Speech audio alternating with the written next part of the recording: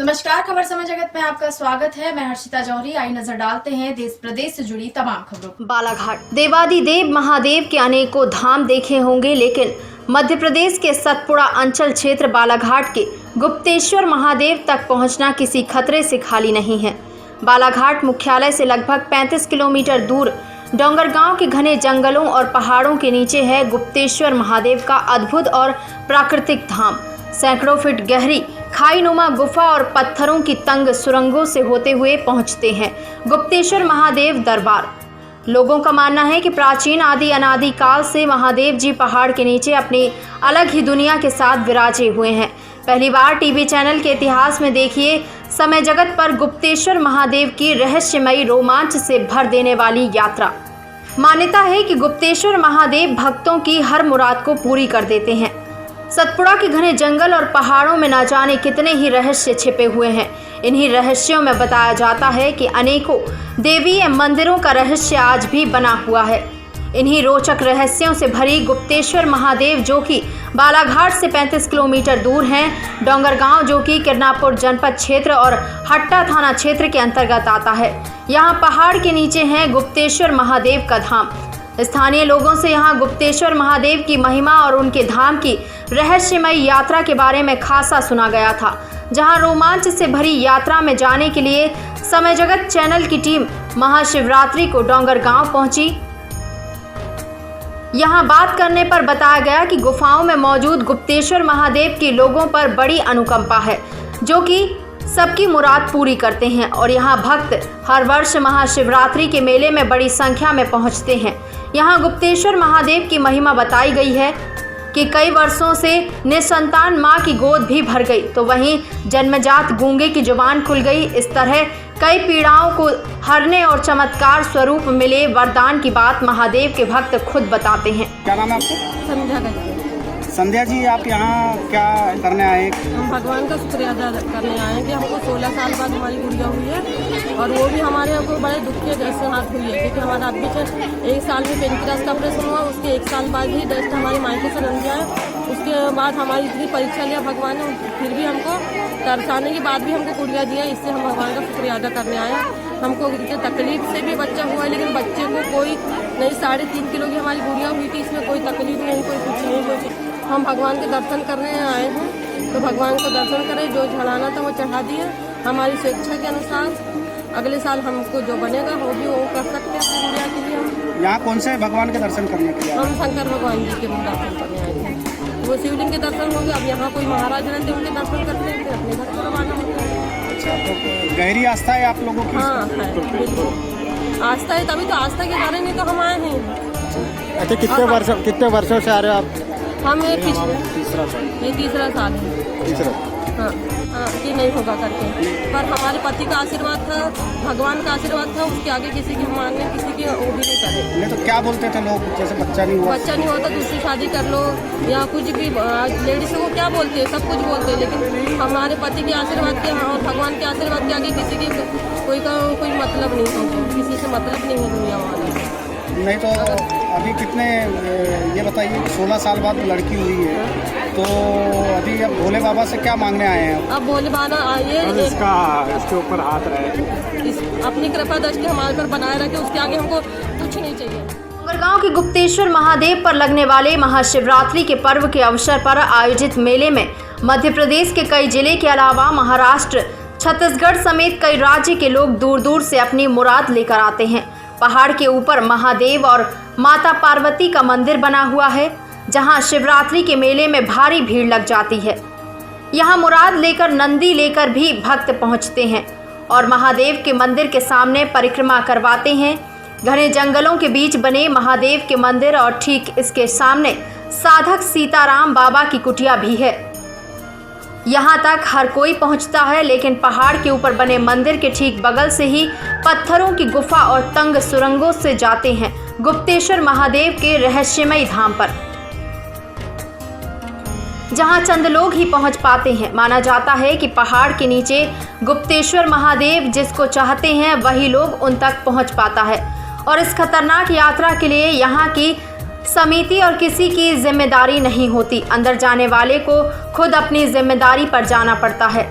समय जगत चैनल की टीम को भी अपनी जिम्मेदारी पर जाने की हिदायत सरपंच श्यामलाल मरावी के द्वारा दी गई। प्रणाम।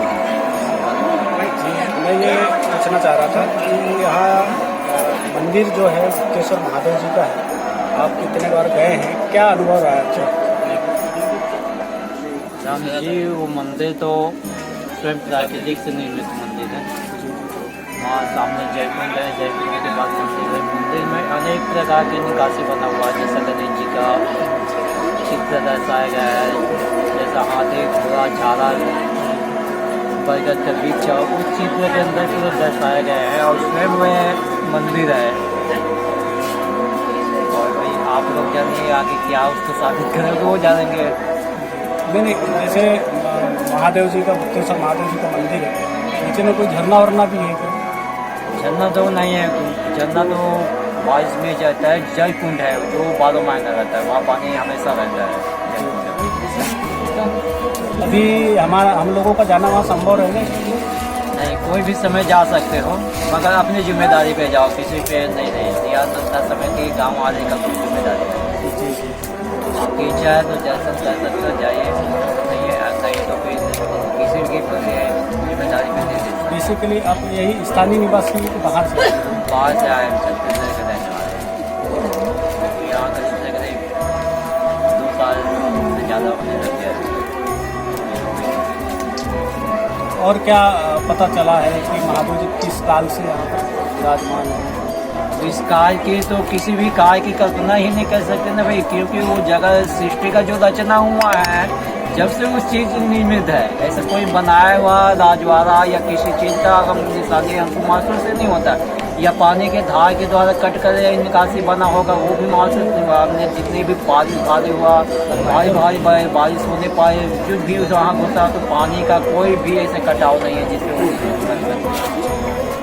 वो तो सृष्टि का रचना हुआ है। तब से भगवान श्री जी ने यहाँ पे वास किया होगा, या क्या उसकी इच्छा है क्या है और कैसा निर्मित किया तो वो जाने, मगर ये जो है वो सृष्टि की रचना से बना हुआ है, किसी के बनाए हुए नहीं है। मैं लोगों से या पूरे महाराष्ट्र के आसपास के अड़ोस पड़ोस के लोगों को कहना चाहूँगा कि बहुत ही बढ़िया स्थान है, बहुत ही अच्छा मंदिर है और बहुत बड़ा ऑसम फील होता है यहाँ पर। अंदर में गुप्तेश्वर महादेव रहते हैं, उनका मंदिर भी है, शिवलिंग भी। वहाँ तक पहुँचे क्या आप? हम गुफा में गए थे, गुफा के अंदर ही एकदम जो जाने को रास्ता कठिन है तो भी उनके दर्शन हमें हुए हैं। बहुत ही अच्छा लग रहा है हमें, बहुत ऑसम फील कर रहे हैं, बहुत अच्छा स्थान है। क्या लगता है ये जो आपने पूरा नज़ारा देखे हैं, शासन प्रशासन को क्या करना चाहिए इसके उत्थान के लिए, क्या कुछ लगता है? यहाँ पर इन्होंने ऐसा विकसित करना चाहिए, जैसे यहाँ कोई स्थान किसी को ये अच्छा टूरिस्ट बन सकता है, टूरिस्ट के लिए यहाँ पर लोग आवाजाही करें तो यहाँ के लोगों को रोजगार वगैरह सब अच्छा मिल सकता है उनके वजह से। लेकिन ये इन्होंने प्रशासन ने प्रयत्न करना चाहिए इनके लिए। आप इतने ज्योतिर्लिंग गए हैं, यहाँ का क्या एहसास रहा यहाँ गुप्तेश्वर महादेव का? गुप्तेश्वर महादेव का ऐसा सुविधा के हिसाब से तो नहीं लगा, लेकिन बाबा के दर्शन करने हैं तो कितनी भी कठिनाई हो तो चलता है, दर्शन तो करना ही है। बम बम भोले। स्नेहा। कहाँ से हैं आप? मैं नागपुर से हूँ। स्नेहा जी, ये बताइए कि कैसा लगा आपको यहाँ पर आने के बाद? मुझे बहुत अच्छा फील हो रहा है और हम इतने गुफा में गए और हमारा इतने आसानी से दर्शन हो गया, बहुत अच्छा लग रहा है। मैं सबसे यही कहना चाहूँगी कि लोग आए, दूर दूर से लोग आओ और दर्शन करो, बस यही कहना। घने पहाड़ों और पत्थरों की गुफाओं के नीचे गुप्तेश्वर महादेव के अलावा बताया गया कि मां दुर्गा की स्थापना की गई प्रतिमा भी है जो गुफाओं में विराजित है। इसके बाद शुरू होता है गुप्तेश्वर महादेव के धाम पहुंचने का रहस्यमय सुरंग के रोमांच से भर देने वाला सफर, जहां प्राकृतिक रूप से गौथन पत्थर के नंदी, सांप, हाथी और शेषनाग की साक्षात प्रतिमा होने की बात बताई गई है। इसके अलावा सैकड़ों फीट गहराई पर जमीन के नीचे छोटी नदी बहने की हैरतअंगेज बात भी बताई गई। साथ ही इन सुरंगों में जाने पर तमाम खतरे और कठिनाइयों के बारे में बताकर भी ग्रामीणों के द्वारा आगाह किया गया। लेकिन साथ ही इस रोमांचक यात्रा में गुप्तेश्वर महादेव की कृपा होने की बात कहकर राहत भी दी गई। मन में रोमांच से भरने वाले कई ख्यालात और डर को साथ लिए हमारे रिपोर्टर और उनकी टीम पत्थरों की गुफा से होते हुए तंग सुरंगों में जाने के लिए तैयार हुए। जो किसी चुनौती से कम नहीं था। साथ ही हमें सुरंगों में जाने से पहले कपड़े उतारकर तंग कपड़े या अंडरगारमेंट्स पहनकर ही सुरंग से जाने के लिए सावधान किया गया, जिसके तहत हमारी टीम ने बताए अनुसार कपड़े पहनकर सफर को शुरू किया।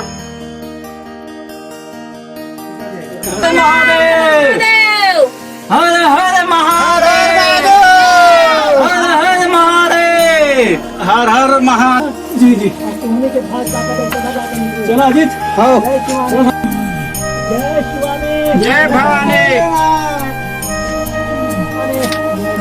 जय शिवानी, जय शिवानी, जय शिवानी, जय शिवानी, जय शिवानी, जय भवानी, जय शिवानी, जय भवानी, जय शिवानी, जय भवानी, जय शिवानी, जय शिवानी, जय शिवानी, जय शिवानी, जय शिवानी, जय शिवानी, जय शिवानी, जय भवानी, जय शिवानी, इसको पकड़ना, रख दो, रख दो। जय शिवानी, जय भवानी, जय शिवानी, जय भवानी, जय शिवानी, जय भवानी, जय शिवानी, जय शिवानी, जय भवानी, जय भोलेनाथ। हाँ हाँ जय भोलेनाथ। देखिए इसकी दृश्य सुंदरता को देखिए, आपको देखो बैलट जहाज जैसा है बना हुआ है।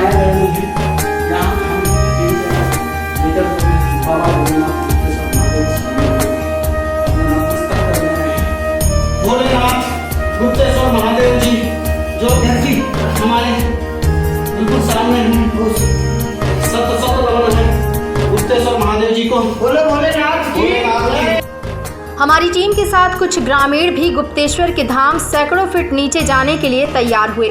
लोगों की दिली कृपा देने वाली बातें और हिदायत के बावजूद हमारी टीम के साथ इस कठिन यात्रा में आवश्यक तैयारी भी की गई, जिसमें बैटरी, लाइट, किसान टॉर्च जैसे अन्य इंतजाम करके 21 फरवरी की दोपहर को इस अद्भुत सफर पे निकल पड़े, क्योंकि लोगों के द्वारा यहाँ सैकड़ों फीट गहराई पर बताई गई रहस्यमय यात्रा और रोचक बातों को जानने की तीव्र इच्छा लेकर हम अनजान पत्थरों की गुफा और खौफ से भरी सुरंगों के रास्ते निकल पड़े।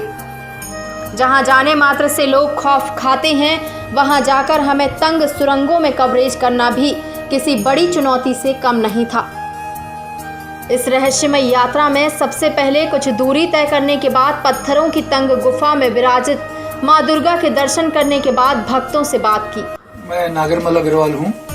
क्या है अभी अध्यक्ष? 3-4 दिन पहले जो नई कमेटी बनी है, इसमें मुझे सर्वसम्मति से अध्यक्ष के रूप में चुना गया है। ये बताइए, ये बड़ा रहस्यमय जगह है, क्या देखे, क्या माने, क्या सुने हैं? हाँ, जैसा मैंने सुना है, ये बहुत ही एक तो रमणीय स्थल है और माता जी का और प्रभु का यानी शिव और शक्ति का स्थान है। ये ऊपर में एक मंदिर है जहाँ जो अंदर नहीं आ सकते वो वहीं से दर्शन करके लौट जाते हैं, लेकिन जो भक्तगण श्रद्धा रखते हैं, हिम्मत रखते हैं, वो माता का दर्शन करने अभी अपन कौन से दरबार में है? अभी माँ अम्बे के दरबार में है। जी जी, माँ भवानी के दरबार में है। जी जी।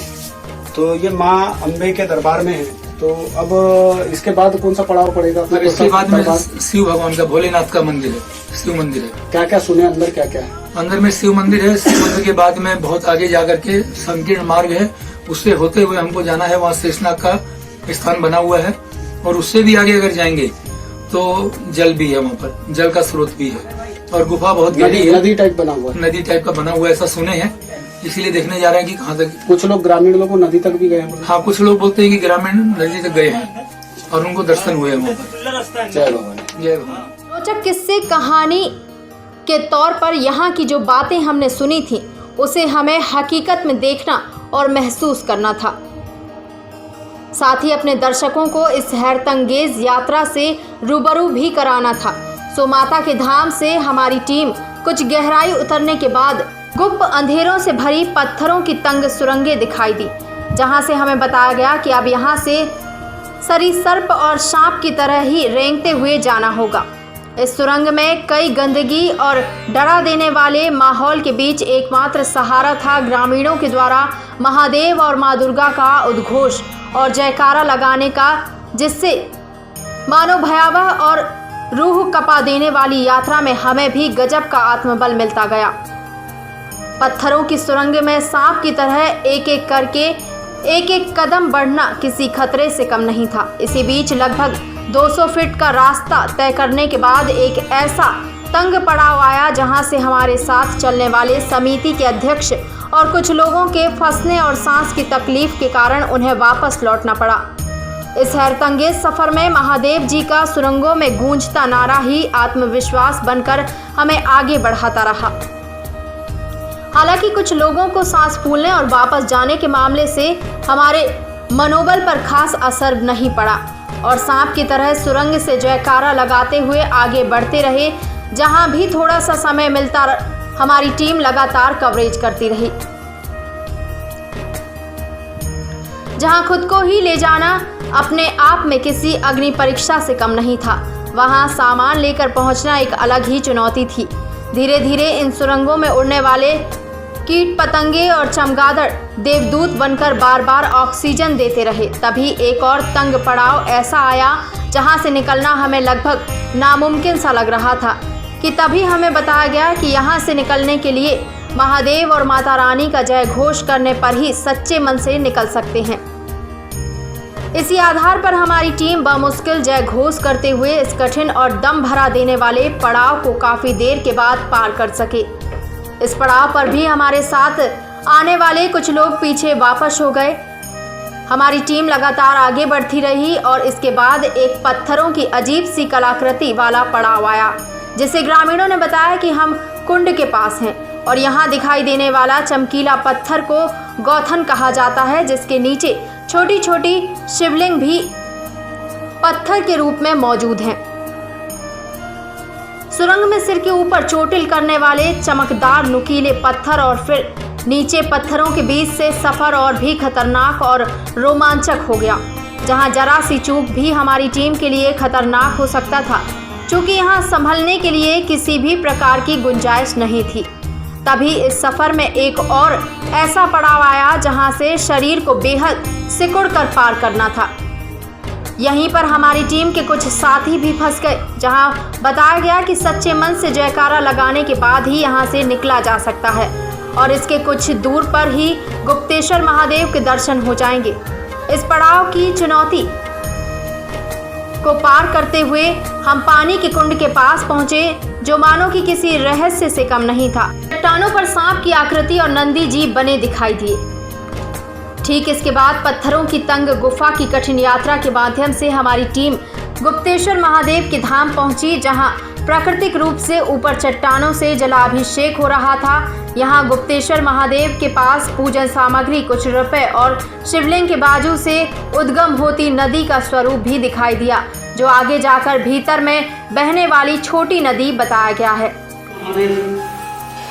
हर हर महादेव, हर हर महादेव।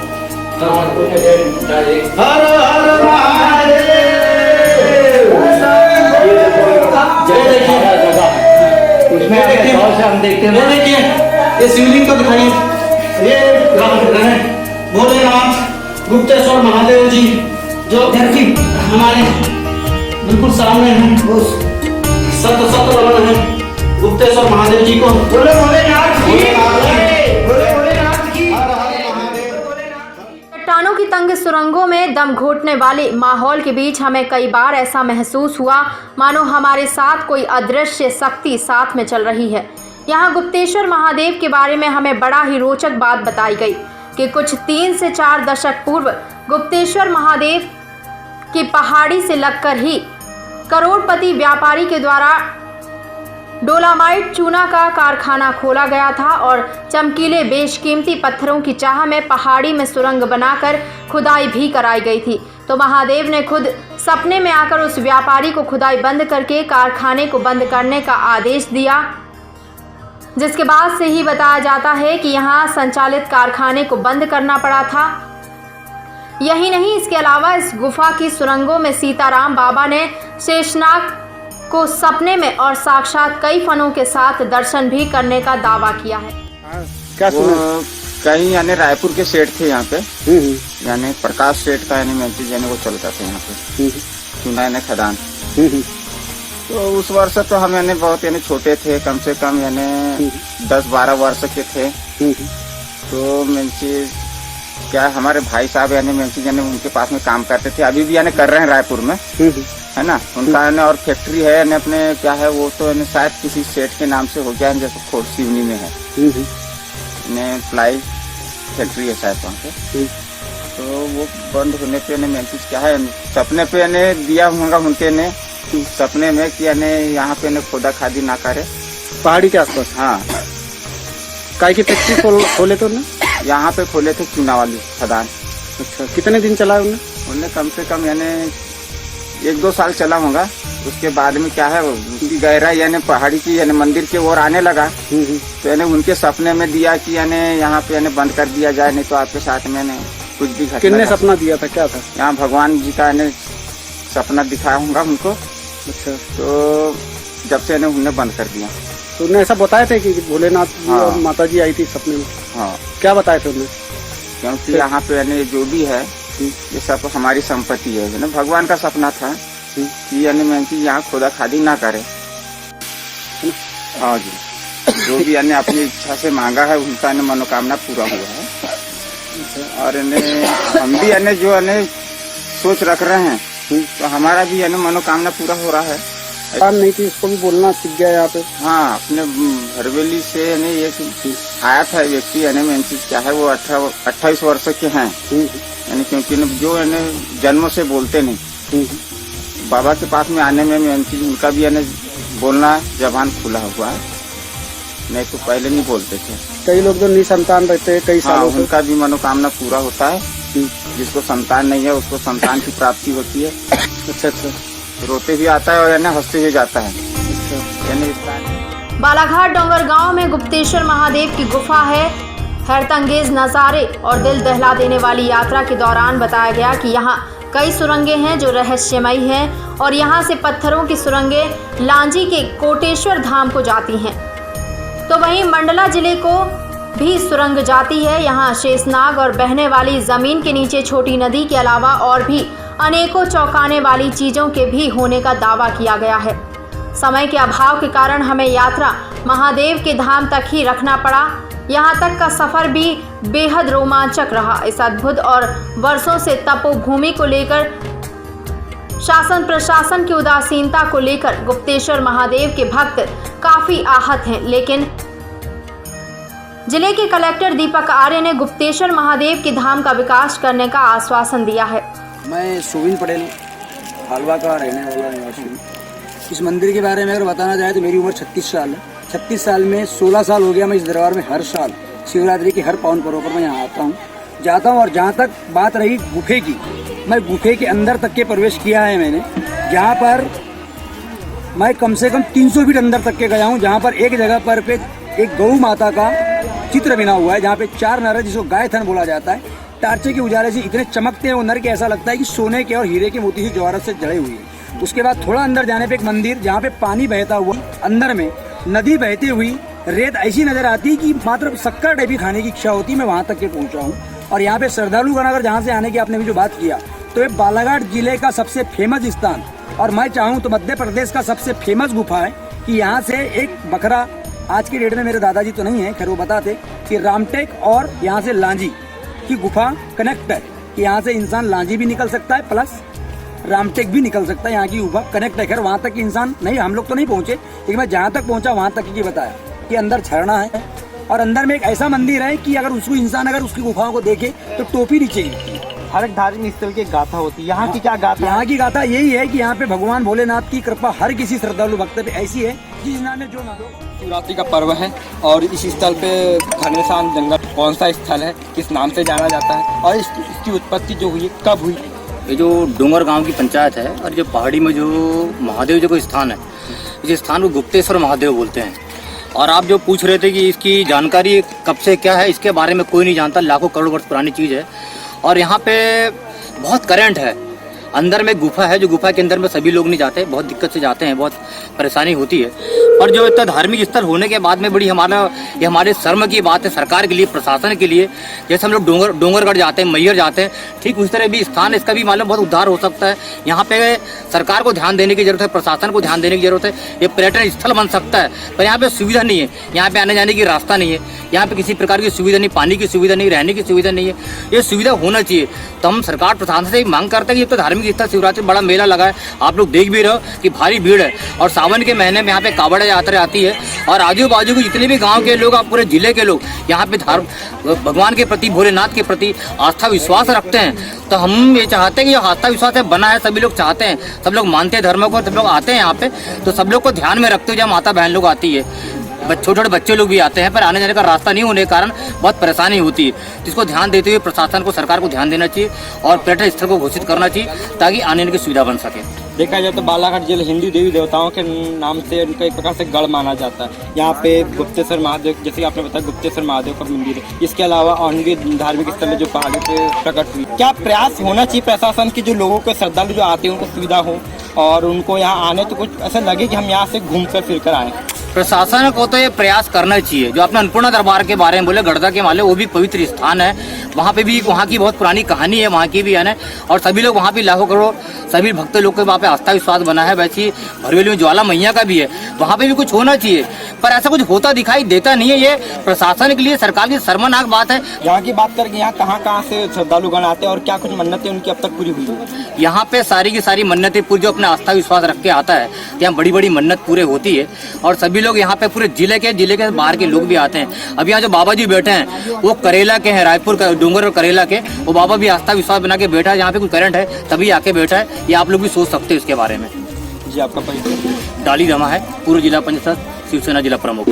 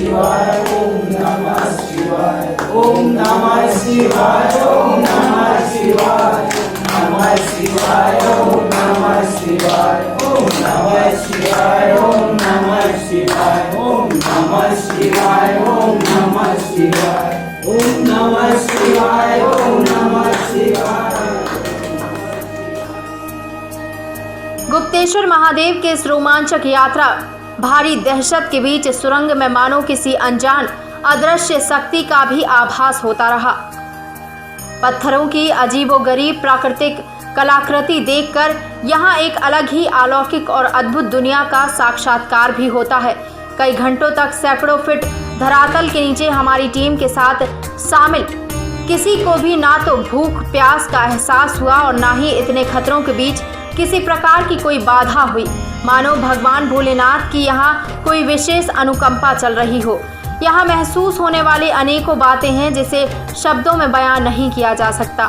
अब देखना है कि सबका कल्याण करने वाले गुप्तेश्वर महादेव के धाम के लिए जिम्मेदारों की नजरें करम कब होती है। हालांकि जिले के कलेक्टर दीपक आर्य ने गुप्तेश्वर महादेव के धाम का विकास करने का आश्वासन दिया है। ये आपने बताया, और ऐसी कोई यदि स्थान है तो ये सौभाग्य की बात है जिले के लिए। ये जिले के लिए सौभाग्य की बात है कि जिले में कोई ऐसा स्थल है। मैं एक बार चाहूँगा कि स्वयं जितना जल्दी जब भी मुझे समय मिलेगा, कोशिश करूँगा कि इस सप्ताह में, अगले सप्ताह तक उस जगह का स्वयं निरीक्षण एक बार स्वयं जाकर उसका निरीक्षण करूँ और ईश्वर के दर्शन करें। और यदि वह टूरिज्म के लायक जगह होगी तो बालाघाट टूरिज्म प्रमोशन काउंसिल के माध्यम से वहाँ कुछ ना कुछ कार्य करवाए जाएंगे और जगह को उन्नत करने का प्रयास किया जाए। ये आपने अलौकिक शक्ति एहसास कर लिया, मैं चाहूँगा कि एक बार अलौकिक शक्ति का एहसास मैं स्वयं भी कर लूँ और उसके बाद मैं कुछ कह पाऊँगा उसके बारे में। सर देखिए, अभी तक ऐसा कोई फंड ऐसा नहीं होता था। अब अभी हमको ये अनुमति मिली है कि DMF की जो राशि है उसे टूरिज्म वाले जो अपने पर्यटन स्थल हैं उनके विकास में खर्च किया जा सकता है। तो ऐसा कोई भी यदि हमें लगता है और एक कम राशि में यदि कोई विकास कार्य किए सकते हैं तो उनको किया जाएगा। ये स्थान मुझे लगता है चिन्हित होंगे, जैसा आपने एक बताया अभी, वो शायद हमारे डोंगरगढ़ चिन्नांकन में नहीं, डोंगर गांव जो है वो शायद चिन्नांकन में नहीं होगा। बाकी सारे मंदिर जो हैं पुराने प्राचीन जितने भी मंदिर हैं वो सारे के सारे चिन्हांकित किए हुए हैं। विकास कार्यों के लिए जो भी राशि उनमें दी जाए में होगा, कम से जो भी राशि उनमें होगी वो प्रयास किया जाए कि डीएम के माध्यम से कुछ वर्षों में, अगले 5-7 वर्षों में दी जाए। मैं उसमें एक कार्रवाई चल रही है। मैंने माननीय मंत्री जी से ये भी अनुरोध किया था कि यदि संभव हो कोई कंसल्टेंट हमें उपलब्ध करा दें तो हमारे लिए डिज़ाइन करना ज़्यादा आसान होगा, क्योंकि वो प्रोफेशनली डिज़ाइन अगर होगा तो वो जनरली सामान्य तौर पर सफल होते हैं। और यदि कंसल्टेंसी नहीं प्राप्त होती है तो हम लोग अपने स्तर पर चिन्हांकन करके अपने स्तर पर डिज़ाइन का प्रक्रिया कर पाएंगे। बालाघाट जिले से संजय अजीत की report. For latest news, subscribe to our channel and press the bell icon.